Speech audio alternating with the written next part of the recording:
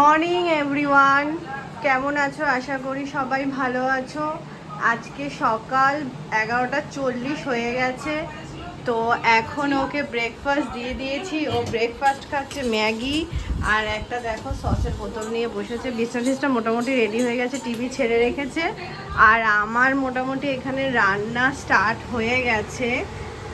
তো এই একটু আলু, পেঁয়াজ আর একটু ডিম ভাজবো, তারপরে দেখছি কি রান্না করা যায়। রান্নাঘরও মোটামুটি পরিষ্কার হয়ে গেছে, কাটাকুটি চলছে। চলো আসছি। তো আলু, ডিম, পেঁয়াজ ভাজছি। আমাদের ছুটির দিনে সকালটা একটু লেটেই স্টার্ট হয়। অন্যদিন তো মেয়ের স্কুল থাকে, সকালে উঠতে হয়, সেটা অনেকটাই সকাল, মানে ভোরবেলা। তো তখন তো তাড়াতাড়ি সব হয়ে যায়। কিন্তু ছুটির দিনে একটু লেট করে আমাদের ওঠা হয়। টিফিন বানানো হচ্ছে, এখনই ভাতটা আছে দিয়ে দেবো। করছি আলু, ডিম, পেঁয়াজ দিয়ে ভাত ভাজা। তোমরা কে কে এই খাবারটা পছন্দ করো? আমার তো মাঝে মাঝে ভাত রাত্রিরে বেঁচে গেলে সকালবেলাটা আমার মনে হয় যেন ভাত ভাজা করে খেয়ে, এর মধ্যে একটু ঘি দিয়ে দেবো, ব্যাস। আর কি চাই বলো? ব্যাস, আমার টিফিন হয়ে যাবে। মেয়ে তো ম্যাগি খেয়েছে, মাছ বার করে রাখা হয়েছে, মাছটা বানাবো। ব্যাস চলো, তারপর তোমাদের সাথে আসছি, শেয়ার করছি, ঠিক আছে? সো ফাইনালি রান্না কমপ্লিট। এটাতে করে নিয়েছি সরু চালের ভাত, গরম গরম, বাবা ধরা যাচ্ছে না। একটু টক ডাল করেছিলাম, মেয়ে টক ডাল খেতে খুবই পছন্দ করে।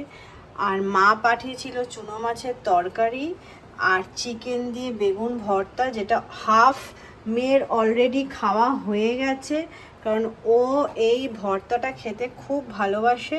তাই মা প্রায় মাঝে মাঝে চিকেন দিয়ে এই বেগুন ভর্তাটা করে পাঠায়। তোমাদের সাথে রেসিপিটা অন্য একদিন শেয়ার করব, ঠিক আছে? চলো আমরা এখন লাঞ্চ করব, খুব খিদে পেয়েছে, পরে আসছি। একটা জিনিস তো তোমাদেরকে দেখানোই হয়নি, আমি করেছিলাম মাছের মাথা দিয়ে, তেল ছিল, সেই মাছের মাথা আর তেল দিয়ে আলু, বেগুন, কুমড়ো দিয়ে একটা মাখা মাখা একটা তরকারি। এটা খেতে খুব ভালো লাগে, আমার তো খুবই ভালো লাগে। একটু ধনেপাতা দিয়ে দিয়েছিলাম। তো এটা দিয়ে আমি ভাত খেয়ে নেবো, এক থালা ভাত খাওয়া হয়ে যাবে।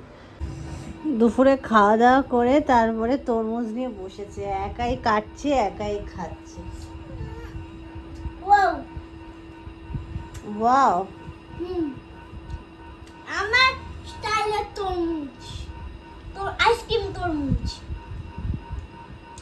আইসক্রিম করে বানিয়েছিস তরমুজটাকে?